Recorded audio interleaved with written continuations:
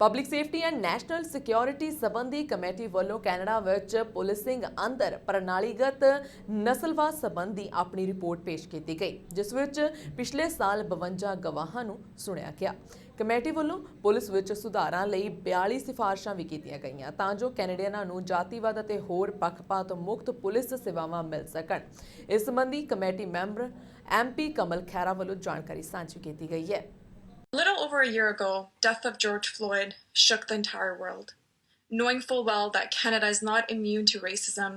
and after learning the horrifying incidents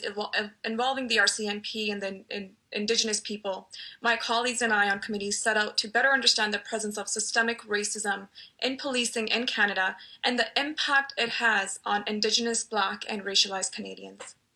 I've seen this impact close up in my own community of Brampton, where DeAndre Campbell, a young Black man, and Ijaz Chaudhry, an elderly Muslim Canadian, represent just two of the many stories of people who were taken from their families and communities far too soon. Their deaths were avoidable and serve as a constant reminder of the work that remains. One of the things that we heard throughout this study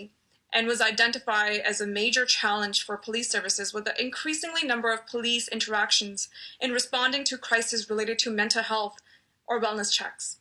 The committee heard extensively on the need to have concrete, culturally specific mental health, addiction, and social service support to respond to the crisis or to prevent them altogether. This report makes significant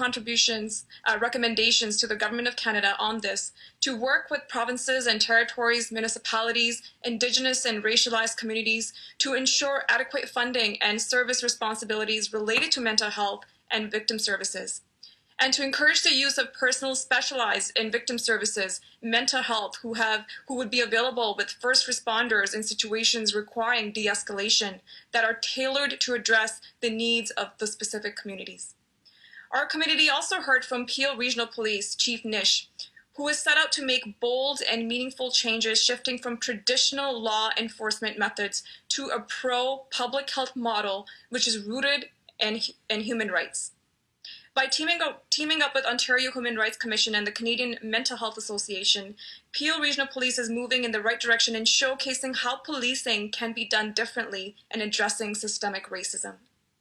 The report highlights and addresses the pervasive nature of racism in policing at its roots. And as a member of Parliament, representing the largest Black community in Canada, I look forward to continuing to work with all parties involved so that we can continue to construct a Canada in which all Canadians, regardless of their race, identity, feel safe at their homes, in their communities,